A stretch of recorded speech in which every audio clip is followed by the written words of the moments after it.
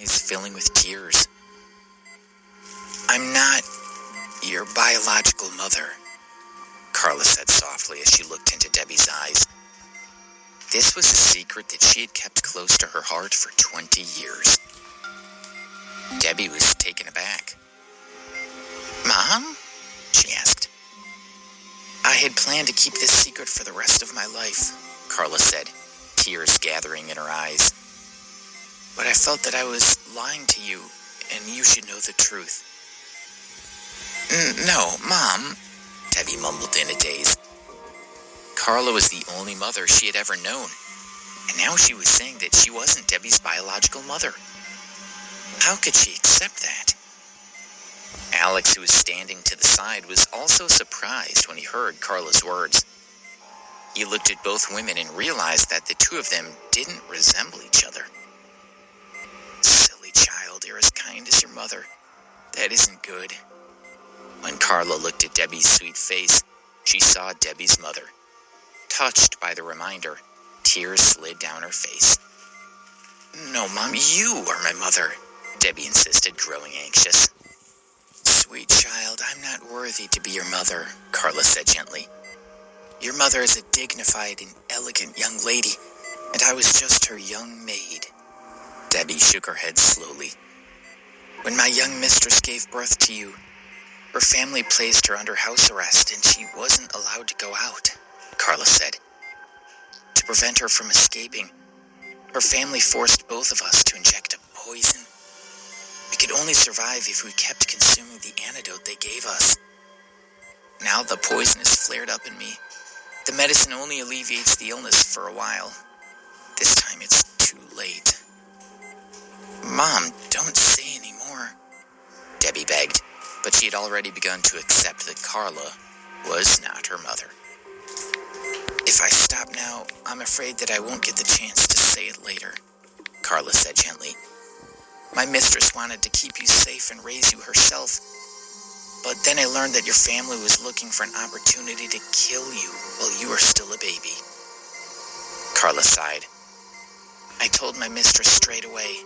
She was thoroughly disappointed with her family and had believed that if she stayed at home, she would wait for a chance to make a move against them. But when we heard of their plans, we took you, knocked out the guard, and ran out of the house." Debbie was hanging on to every word. "We were very careful," Carla continued, "but we were still discovered by the family. In the end, we were forced onto a cliff. They surrounded us, and my mistress wanted to go back with them and then find an opportunity to escape later. But the leader of the search party wanted to kill my mistress. She realized that something was wrong, but it was already too late, and they had their guns pointed right at us." "Oh!" Debbie couldn't help but exclaim softly. Alex's mouth also dropped open a little. "The men were smiling, so sure of their victory," Carla said. "But then my mistress suddenly hugged me, and we climbed down the cliff a little. I was so scared that I closed my eyes. Then through the whistling wind, I heard her saying, 'Carla, take the child.' I looked up and saw my mistress giving me a beautiful smile, and then she turned around and threw herself off the cliff. By the time I realized her intention, it was too late." Carla started to cry. I'm sorry, mistress." Debbie was dazed for a moment, as if she had also watched that miserable scene play out. Then Carla began to cough violently. "Mom, put the oxygen mask back on," Debbie said, trying to put the mask on her. "Let me finish," Carla insisted, turning her face away. She knew how sick she was. The mask wasn't going to make a difference. "My poor young mistress," Carla sobbed. "And there you were, still looking at me innocently, not understanding what had happened at all. I heard someone saying that they were coming down to search for us, so I didn't dare to stay there any longer. I carried you and left quickly." A few days later, Carla had carried Debbie into a small town in the Northeast and started a new life. "Mom," Debbie kept trying to put Carla's oxygen mask back on, but Carla wouldn't let her. "Debbie," she said, "take off the jade pendant I'm wearing." Debbie carefully removed the pendant from around Carla's neck.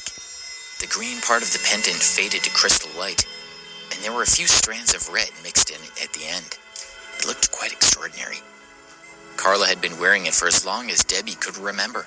She had always wondered how a poor family like hers could have such a nice-looking pendant. She had asked Carla, but she had never received an answer. "This pendant belonged to my mistress," Carla said, her voice growing weaker. "I think you should wear it. It belongs to you." "Alex," Carla said, focusing on him with great effort. "Yes," he said seriously. "All these years Debbie has suffered just like me," Carla said, her voice growing feeble.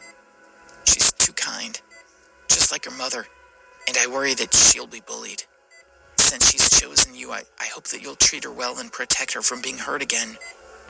Her eyelids were growing heavier and heavier, and she had to fight hard to keep them from closing. She had to hear Alex's answer. "Okay," he said solemnly. "I promise that, as long as I'm around, I won't let Debbie get hurt. No matter how much I'm injured, you can depend on me." "Thank you," Carla said. "I'm so relieved." A faint smile appeared on her face. She no longer had the strength to move, and her breathing slowed. "Stop talking," Debbie said. "Please put on the oxygen mask." She was afraid Carla would waste even more energy trying to speak. "I really miss my mistress," Carla said softly as she slowly closed her eyes. "I really miss her." "You need to rest," Debbie said. She picked up the oxygen mask and pulled it toward Carla's face. But out of the corner of her eye, she saw Carla's hand slide down the bed. It lightly brushed Debbie and then stopped moving. Debbie looked at Carla, who had her eyes closed, and felt a great sense of emptiness in her heart.